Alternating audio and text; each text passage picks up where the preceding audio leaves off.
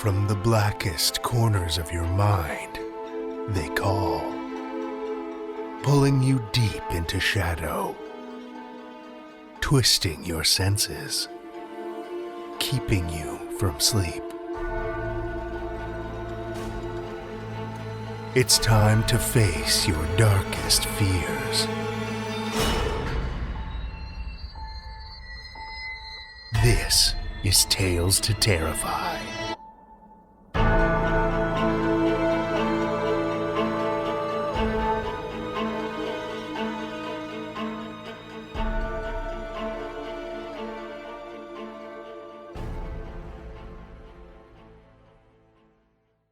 Good evening, children of the night, and welcome to Week 4 of Women in Horror Month. Including tonight, we're only 2 episodes away from the end of our Women in Horror feature, and from our Changing Seasons Flash Fiction contest. I'm dreadfully thankful to those of you who have stepped up to save, or maybe even in spite of the fact you'd be helping to save, my threatened digits. Thanks to your submissions, Meredith and the Slush Reading crew seem a little less bitey than they did a couple of weeks ago, and with your help, I'm hoping we can keep it that way until the finish line. So, if that twisted tale of the switching seasons is still swirling around in the cobwebs of your imagination, or if you've been warring with yourself about whether or not to unleash it into the world, please, do all of us a favor and set it free. You'll not only gain some fresh space in the attic, but have the chance at $50 and to be featured on the show, too. And, like it or not, help me keep all my fingers in peak podcasting form. TalesToTerrify.com/flash contest has the details and a link to where you can submit. And now, let's see what fresh female frights Meredith has to share with us this evening.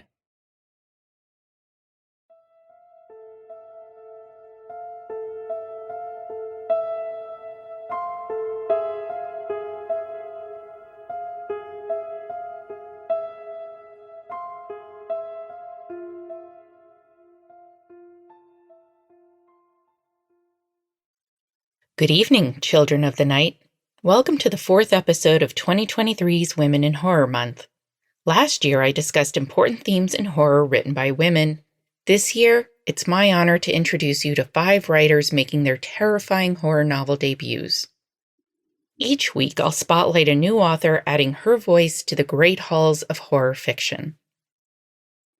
This week's debuting author spotlight falls on Amy Goldsmith and her debut novel, Those We Drown. Amy Goldsmith grew up on the south coast of England, obsessed with obscure 70s horror movies and antiquarian ghost stories. She studied psychology at the University of Sussex and, after gaining her postgraduate certificate in education, moved to inner London to teach. Now she lives back on the south coast, where she still teaches English and spends her weekends trawling antique shops for haunted mirrors. Those We Drown is her first novel. Here's a little bit about Amy's debut, Those We Drown, to be published in July 2023 by Penguin Random House. It should have been the trip of a lifetime. When Liv lands an all-expenses-paid opportunity to study aboard the luxury cruise ship the Eos for a semester, she can't believe her luck. Especially since it will offer her the chance to spend time with Will, her ex-best friend, who's barely spoken to her since the night their friendship changed forever. But as soon as she steps on board, Liv realizes just how far in over her head she is. With Will, with the rest of the semester students, including the brittle and beautiful Constantine, who may be hiding his own ties to the Eos, and most of all with the Sirens, 3 glamorous and mysterious influencers who seem to have the run of the ship. Liv quickly discovers that the only reason she was invited to join the trip is because another girl disappeared shortly after enrolling, and no one seems to know what happened to her. When further disappearances rock the ship, and strange creatures begin haunting Liv's dreams, she wonders, is the Eos hiding a dark secret in its watery depths? The truth will come at a price. Only, how much is Liv willing to pay? You can pre-order Those We Drown at Penguin Random House. Links will also be in the show notes. And remember that you can help aspiring ghouls like Amy, not only by buying these books, but with reviews on Goodreads, Amazon, and wherever else you lurk. And now, let's see who's hiding behind that creaky old door. Thank you, Meredith. My reading list's been growing faster than I can keep up this month. I'm just glad I'll have some time to clear out the shelf before some of these novels release. And until they do, we've got plenty of our own frights to spill into your ears. We have one tale for you this evening, which comes to us from Evelyn Freeling. Evelyn Freeling is a speculative fiction writer and short fiction publisher in anthologies with Ghost Orchid Press and Dark Dispatch. Her most recent story can be found in The Dead Inside anthology, edited by Laurel Hightower. She's also an associate editor with Haven Spec magazine and the editor for the erotic horror anthology Les Petites Morts, out in 2023. Children of the Night, join me for Evelyn Freeling's Together Forever, first published in Beyond the Veil, an anthology of supernatural queer horror by Ghost Orchid Press, February 2022.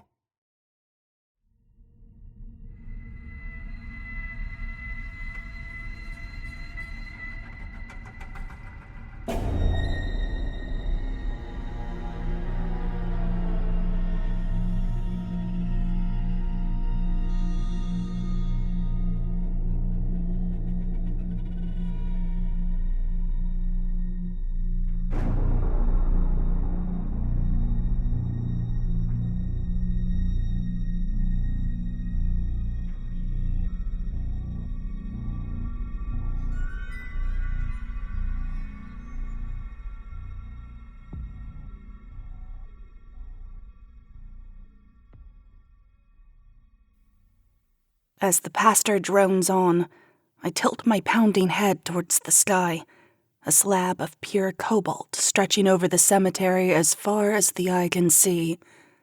I grimace as Jen's mom rubs my back, slicking my black dress against my sweating skin. It's not her fault. At least, that's what I tell myself as I force a wan smile, slip my sweater off, and fan at my face, cooling myself against the sweltering sun. Jen would absolutely hate this. She was born and raised in the Yukon, the second oldest territory of Canada. Dreamt of Hollywood and California sunshine all her life. But when she finally got here, she spent every day complaining about the heat and longing for home. That was Jen for you. Incessantly discontent, as if being dissatisfied breathed life into her. My only consolation at this moment is that she'll spend eternity rotting away under the hot sun she so despised. I brace myself as the pastor prompts me to make my eulogy. Normally, I think I would do this in a church, but Jen was atheist and her parents don't want to disrespect the Lord. Their words. It should be her parents making the eulogy, but they insisted I do it. She loved you so much, Ellie. Again, their words. Hands trembling, I clear my throat. All of her people are here. Her family flew all the way from Canada. Her agent, publicist, everyone who's ever worked with her, every director, co-star, producer, stands before me. Even the college friends she burned bridges with years ago have slinked out of the woodwork. I would have preferred to bury her alone, if only so I could spit on her coffin. But here we are, all together. They watch me expectantly, waiting for me to play the grieving girlfriend. But I'm not Jen's girlfriend anymore. I haven't been for an hour since before she died, technically, and the tears won't come. I bury my face in my hands. Shit. Behind the black curtains of my closed eyes, all I can imagine is coming home 2 nights ago, opening my apartment door and standing on the threshold. Jen sat on the couch a few feet from where I stood, her head lolled over the back of the sofa, the top of her skull blown wide open, her scalp turned to pulp and clinging to her long brown hair. Blood and brain matter splattered across the brand-new taupe carpet runner I had spent $50,000 on 1 month prior, and the white wall beyond. I didn't cry then either. Instead, I screamed. "You bitch! You stupid, petty bitch!" She always had to have the last word. I can do this. I have to do this. Taking a deep breath, I squint at the chicken scratch I scribbled on a scrap of paper last night while I was shit-faced, regretting both the years of my life and the bottle of Elijah Craig that I wasted on her. I read the cocktail of half-truths and blatant lies I concocted. We're here today to remember Jen. Anyone who had the privilege of knowing her would say she was a special person who lit up every room she walked in. She was funny, passionate about her art, relentlessly empathetic to others. It's a load of crap. I know it. They know it. Her acting was hardly art, and she did it for the money and attention. She could be funny, I guess, but usually in a way that was borderline cruel. I almost choked on the last part, because Jen was about the most self-absorbed person to ever exist. Literally. There could be a famine in some faraway country, and Jen would find a way to make it about her. Yet everyone nods along, dabbing away at the tears sliding down their cheeks. I can feel Jen grinning from beyond the grave, listening to me aggrandize her, and that makes me want to puke.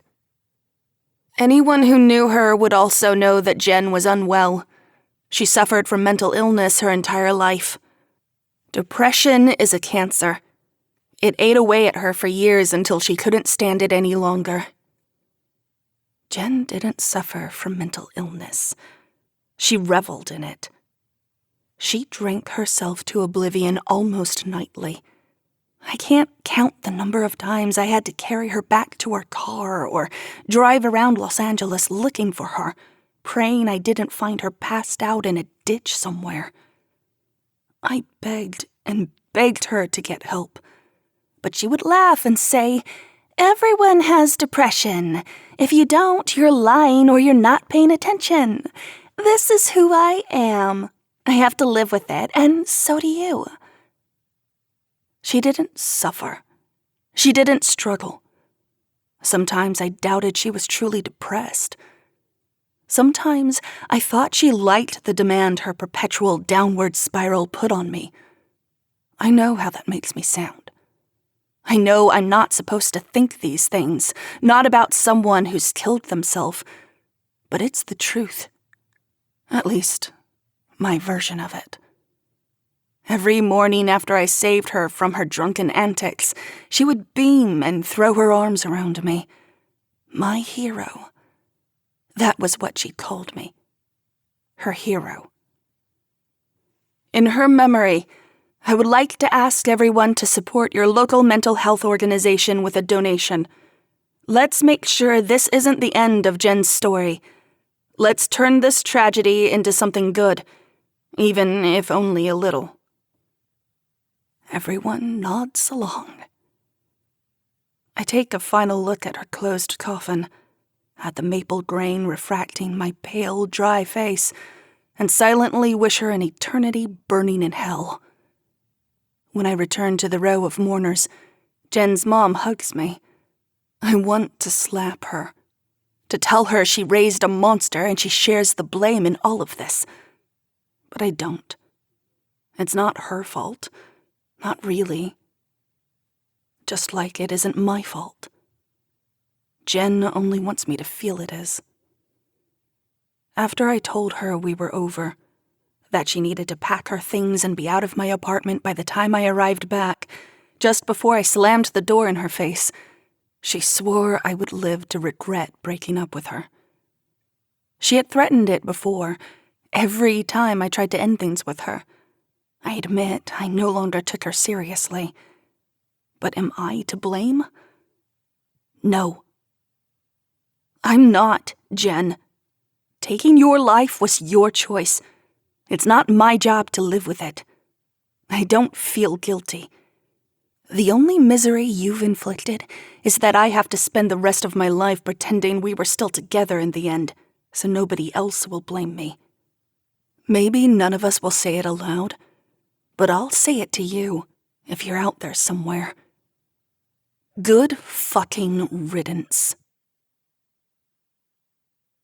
After her funeral, I returned to my apartment for the first time since I found the body and the paramedics carted her off to the morgue. Silence weighs down the air, the door eking open with a high-pitched whine. The spray of her blood and chunks of brain block the entrance, as though she's laughing at me from beyond the grave. This is the toll I must pay to enter my own home. I drop to my knees and roll the runner up, march down the hall toward the window on the opposite end, and throw it open. Light and warmth stream through. Already I feel better. I toss the carpet out and only think to glance for pedestrians afterwards.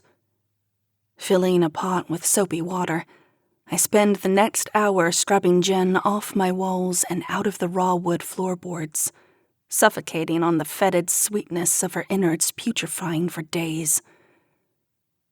It wasn't always bad. Relationships never are. We had our good times, but in hindsight, the warning signs were always there. On our second date, before her career blew up, we went to a movie. She was embarrassingly obnoxious, loudly remarking about the special effects, shouting at the characters.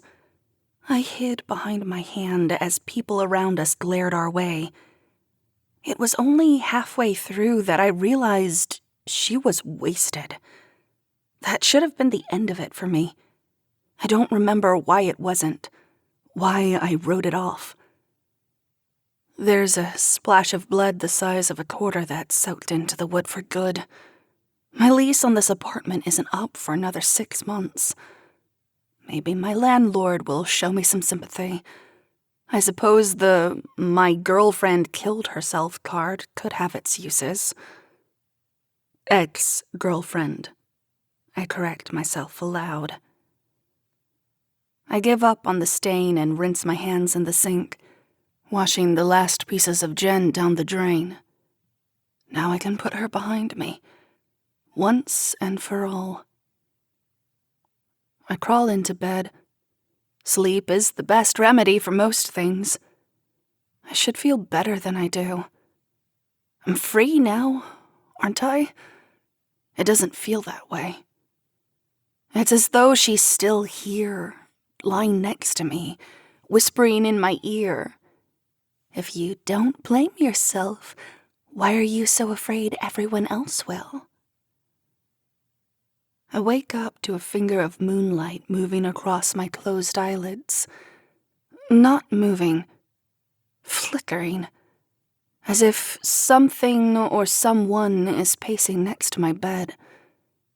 My eyes peel open. I strain my ears against the rush of blood in my head. Floorboards creak. Or perhaps it's the walls, expanding and contracting. The flickering light merely a palm tree outside, swaying in and out of the moonbeam. That's it, I think, closing my eyes and willing myself back to sleep. The bed rustles and sinks, as though someone just lay down next to me. My skin tingles along the bare crook of my neck, across my collarbone, like a phantom hand tenderly grazing me.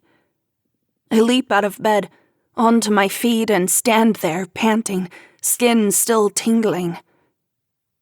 I know that touch. It was the same way Jen would wake me up to make love. She'd trace her fingers from my collarbone down to my belly button and... My stomach tingles now. A slow, concentric circle drawing smaller and smaller towards my navel. Screaming, I bolt into the bathroom. The lights buzz on. I press my back into the wall and watch the brass knob of the door, half expecting it to jiggle and rattle. Mercifully, it doesn't. I sigh and collapse to the white and black tiled floor, dizzy with fear. Of course she isn't here haunting me. If she could, I'm sure she would, but I don't believe in crap like that. Do I? No, of course not. It's all in my head. This is exactly what she hoped for. I imagine her now, crouching in front of me, her green eyes sparking with glee as she sneers. If you don't feel guilty, why are you afraid I'm still here? I balance myself back onto my feet and splash cold water against my face. As I pat it dry, my face buried in a hand towel, eyes closed, something cool breezes against my shoulder. A breath, blown through narrowed lips. I shiver and can't stop as I lower the towel and raise my eyes to the square mirror in front of me. Only the shut door, the light switch, and a bathrobe hanging on the wall. No Jen. No shit, Ellie, I tell myself. Jen is dead. Gone. Forever. The exposed bulbs around the mirror quiver. I brace for the dark, but they glow back on. It's all in my head. I can tell myself it isn't my fault all I want, but true as that may be, it doesn't prevent me from feeling guilty on some level. Strange. I haven't once wondered what more I could have done for her. I'm fairly certain I did everything I could. Yet here I am, jumping at every sound, picturing her next to me, snickering, whispering. We'll be together forever. You'll never get rid of me now. I can even smell her amber perfume. Clearly, my guilty subconscious is playing tricks on me. A call to my therapist will sort that out. For tonight, I need to sleep. I lumber back into my bedroom, but hesitate to climb in bed. Now, whenever I look at it, I remember Jen telling me countless times how much she adored it, how safe she felt sleeping in it. She owned a mansion in the Palisades, but stayed with me most nights, always complaining how alone that palace made her feel. A few years have passed since she first slept over. The shape of her body is practically embedded into the mattress now. There's no way I'm going to fall asleep tonight. Not here. I spring for the nearest motel. Technically, it's the second nearest. The motel that's a mile closer is tainted. Jen and I stayed there for a week after a pipe in the apartment above mine broke and flooded my ceiling, long before she ever bought her house. This place is a run-down little shithole, tainted with many things, I'm sure, but at least not with her. A television with basic cable, a wardrobe, and one bedside table with a lamp whose bulb seems ready to give up the ghost any second now. I leave it on, hoping it will last long enough for me to fall asleep. Before I can rest my eyes, my phone trills. I glance at the clock and groan. 1 a.m. Who in the hell would call at this hour? A number I don't recognize. Of course. Hello? I figured you wouldn't be able to sleep at night anymore, a woman says. My body empties. I swear I can feel my soul lifting out of me, drifting to the ceiling. Whoever this is, she sounds just like Jen. There can't be reception in hell, though. Can there? Excuse me? I can't sleep either. Who is this? Judy. Jen's mom. Oh, I say, already wanting to hang up. Hi, how are you? Are you seriously asking that question?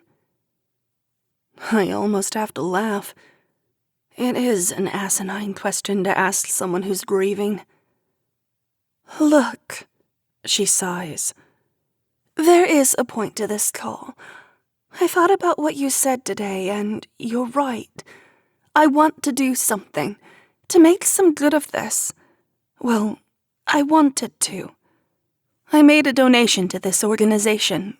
Colors? Have you heard of it? They help provide mental health services to people like Jen. Like you. Queers? I snort. Yeah, exactly. Anyway, my donation was quite sizable, but they said I could do even more for them by doing a spot of publicity, raise awareness. I can't bear to do it. You know how I am with that kind of stuff. I really don't. Jen barely spoke to her parents. I met them once before she died, over an awkward hour-long dinner at a Chinese place. Well, you were so wonderful today, and you were so much closer to Jen than I was in her final years. I really think it ought... I'm sorry. I know what you're going to ask, but I can't. I just can't. She falls quiet. For a moment, I think she hung up, but she sniffles, breaking our shared silence. She's crying. I should have tried harder, to stay close to her. I keep thinking, if I had, maybe... Judy, it wasn't your fault. Then whose was it? Who could have prevented this? Me. Nobody, I say. Nobody? I just can't accept that, don't you understand? I have to believe she could have been helped. I have to believe that we can help the Jens who are growing up now. She thinks Jen killed herself because she was troubled, because she was bullied in high school. It's laughable. She was gorgeous growing up, never had an awkward stage to speak of, prom queen. Troubled, sure, but she killed herself out of spite, revenge. I don't have the heart to tell Judy, though, and more than anything, I want to sleep. What do they want me to do? An interview. Tomorrow. At her place. Fine. You're an angel. Be there by noon? I blow out air, feeling absolutely defeated. Sure. Dial tone. She refused to let me go in life, but somehow Jen's chokehold on me in death is stronger, even more unrelenting. I shut my eyes and fight myself to sleep. Screech. A scratching at the curtained window sends a chill dancing down my spine. I won't let her frighten me for the rest of my life. I throw the blankets off and march to it, hand wrapped around the ugly floral-printed fabric. I hesitate. Screech. Do I want to know? Perhaps it's better to suffer the noises of the night, wait them out until morning. There's no unlearning what you already know. Screech. Bracing for the worst, I fling them open. Standing before me is a pale woman, bedraggled with circles dark as Merlot under her eyes. I sigh, shaking my head at myself. With a dying light behind me, the darkened window is a mirror. I cup my hands against the cold glass and strain my eyes through the night. A half-empty parking lot, half a dozen sleeping cars, a palm tree swaying in the breeze. I imagined the sound. Just like I imagined Jen climbing into bed, initiating foreplay with me from the afterlife. Stepping away from the window, I freeze. My reflection and the one of the room behind me swims back into view. Looming over my shoulder, her brown hair bobbing next to my blonde, is Jen. Her lips part into a sneer. She unfurls her arms, laces them around my waist. Every hair on my body stands on end. I whirl around, but find myself alone. "Jen?" I call, voice catching in my throat. Silence. I'm losing my shit. That's it. Add this to the list for my next therapy session. Still, something inside me is unconvinced. I can feel her near, relishing in my torment. My heart won't slow. I hurry into the bathroom and draw a hot shower. Let the water scald me back to reality. Burn Jen from my memory. That's all this is. Memory. I haven't been alone, truly alone, in so long. She's like a phantom limb now that she's gone. I only think I can feel her presence because she welded herself into my life, into me. Toxic as our relationship was, it doesn't change the fact that Jen was a part of me for years. Now that she's gone, because she is, I need to give myself a little grace. That's all, I decide as I dry myself off. I turn to wipe the steam from the mirror, but shudder to a stop, my blood curdling in my veins. Scrawled on the mirror, E+J forever, with a heart for a period. The air turns to lead. I can't breathe. I claw at my throat, gasping futilely. She's never going to leave me. She's so demented, so possessive, that she has managed to defy the law of physics, of biology, of heaven and hell. Stumbling over myself, I race around the room, tugging my clothes on, forgetting my shoes and wet hair. I burst outside, scramble through the parking lot, and put as much distance between myself and the hotel as I can. I don't sleep. I drive. Up and down the Pacific Coast Highway, from Dana Point to Malibu and back, until the sun peeks over the canyon and casts its soft morning light onto the waves breaking below. Avoid glancing in the rearview mirror the entire way. Dread like a boulder in my chest. I sit in a coffee shop. Watch the clock on the wall count the seconds. Every so often, the second hand stops in place, as if time is glitching. I can smell her. Feel her enveloping me, even with all these people around. Strangers brush against me as they pass. I jolt. They apologize, shooting me perturbed glances. A woman with a pink pixie cut and thick false lashes walks in, sits at a table across from mine. She reads a tabloid. On the cover is a headshot of Jen, a headline in bold white letters, "Jen Campbell, dead at 30. The woman uses a napkin to dab at the tears cutting rivers through her makeup. "Strangers are mourning me better than you did," Jen hisses in my ear. Or maybe she doesn't. Maybe I'm hearing things. People do that when they snap, don't they? Realizing the time, I race to Jen's place in the Palisades. Judy will never forgive me if I don't show. I shouldn't care. I don't know why I do. Wincing as I walk through the oversized front door, I take the mansion in. The last time I was here, we had a horrible fight. A blowout. The kind of fight that would have necessitated neighbors phoning the cops if they were within earshot. But the properties in this neighborhood sprawl for a half-acre each at minimum. It's just as I remember it.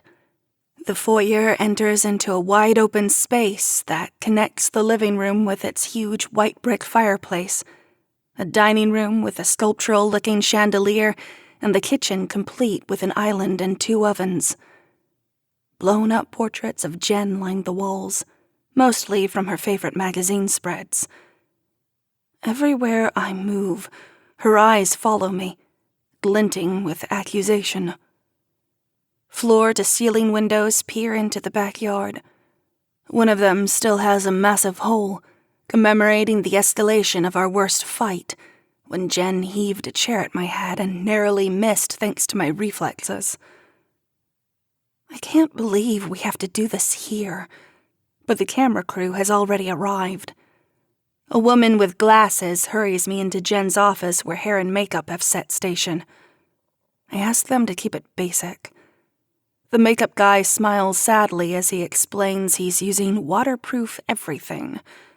They're going to be disappointed if they're banking on tears from me.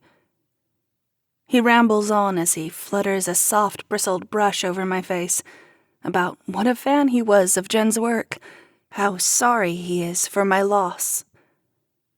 There's no polite way to tell someone to shut up, but under his incessant chatter, a noise pricks my ears. I shoot my hand up, and he falls silent. A woman screaming. Distantly, muffled, and it sounds as though it's coming from below us. "Do you hear that?"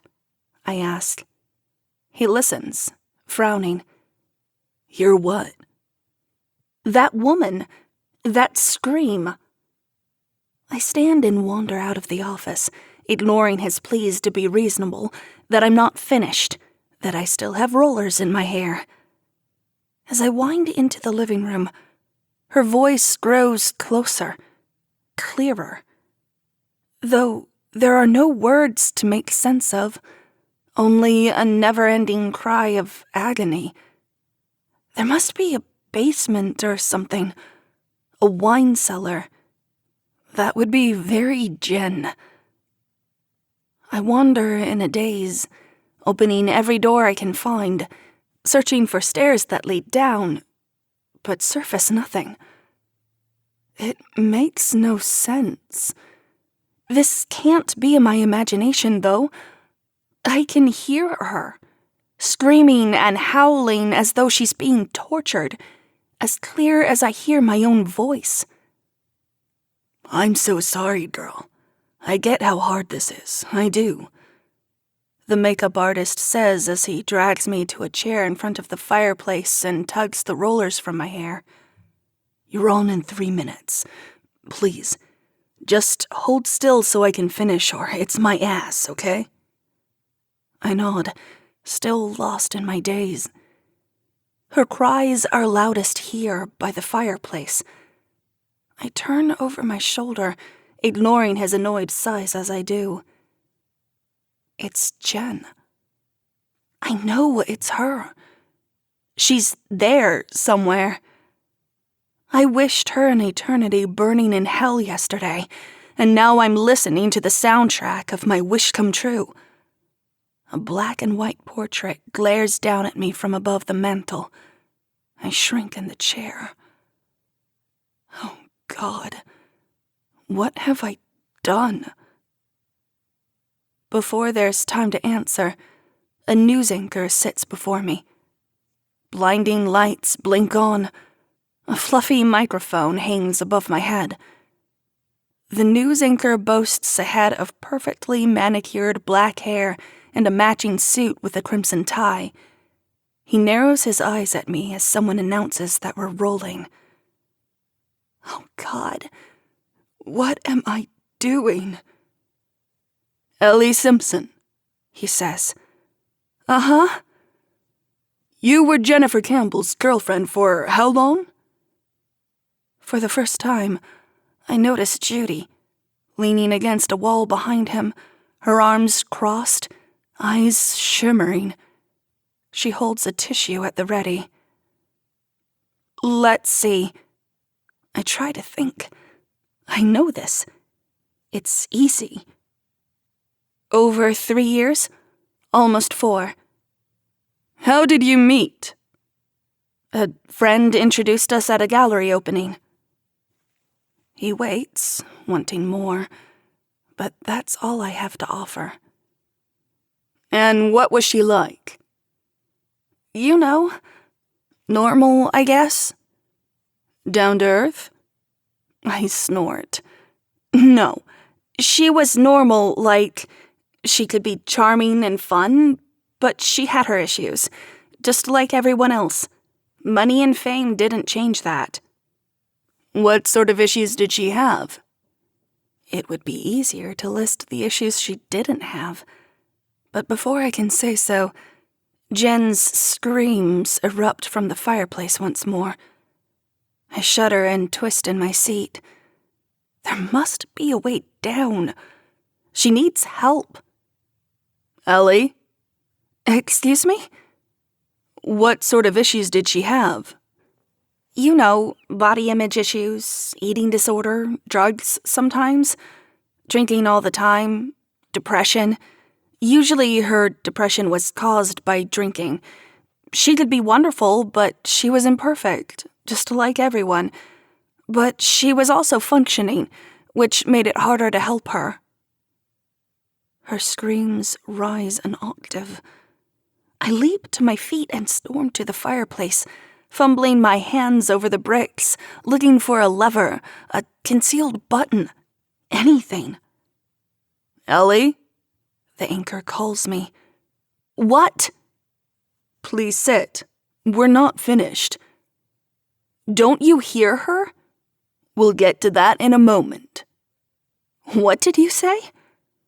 I said we'll get to that in a moment. I turn, slowly. My knees wobble, unable to hold me up much longer.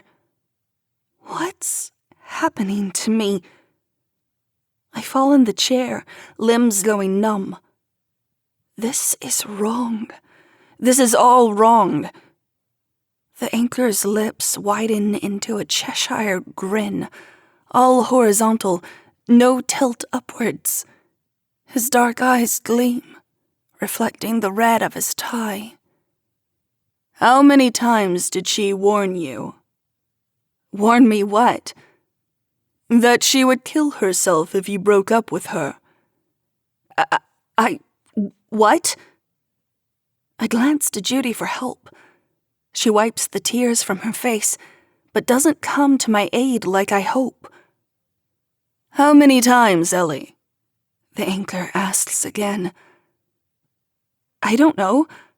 I lost count. He nods slowly. And what did you do that last time when you finally abandoned her? What do you mean? Did you call anyone? Did you ask anyone to be with her, to keep an eye on her? I fight against the ache in my throat. Well, I thought she'd be fine. So you didn't? It wasn't my fault. You aren't sure about that. I am. Then why are we here, Ellie? Her screams crescendo. The bricks of the chimney rumble. Plaster rains from the ceiling above. There's something wrong with me. This isn't happening. It can't be. Outside, the sun dips below the horizon, casting the sky in a red, hellish hue that falls inside, carving out the hollows of the anchor's face. This is what you wanted. No, I say, shaking my head. You wanted her gone. No, I scream and slap my hands against my ears, squeezing my eyes shut. This isn't happening. I've snapped. I'm trapped in a hospital right now, probably wearing a straitjacket, lost in my own mind. That's rational. The day you buried her, you told her to burn in hell, the anchor says. I didn't mean it. I was angry. Open your eyes, Ellie. Now. I shake my head. No. Guards, he says, his voice pitching an octave higher. A set of burly hands pry mine from my ears. Another set pries my eyelids open. We aren't in Jen's living room anymore, but a dungeon or cavern of some kind. Stone walls lined with shackles. Jen's screams are louder and shriller than before, echoing all around us. The man sitting across from me has shed his suit for a judge's dress, a white wig atop his head. Sitting next to him, Judy. Tears drip from her chin, fat as raindrops in a storm. Her eyes are cold and gray as she regards me. How do you find the defendant? He asks. Guilty, Judy replies, her eyes burning holes into me. We hereby sentence you for life. No! My scream blends with Jen's. Sweat slides down my face as flames erupt around me. They crackle and jump, licking my skin. Something touches my hand, cool against this unbearable heat. I turn and find Jen. Her hand wrapped around mine, her jaw unhinged in a mirror of my own. But she isn't screaming. Over the sizzle of my own flesh melting, I can hear her cry.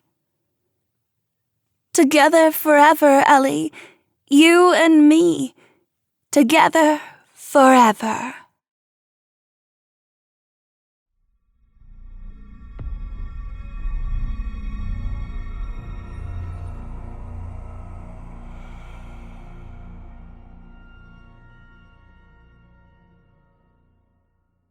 That was Evelyn Freeling's Together Forever, as read by Krystal Hammond.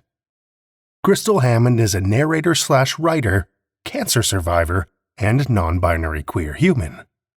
They grew up in rural North Carolina, nurtured by a steady diet of local Blackbeard legends and Confederate ghost stories. These nuggets of folktale and myth fostered a lifelong love of storytelling and all the drama that goes with it. They also have a master's degree in biological anthropology and adore ugly cats. Feel free to check out their narration website at krystalhammond.com or find them on Twitter at @thekmhammond. Thank you, Krystal.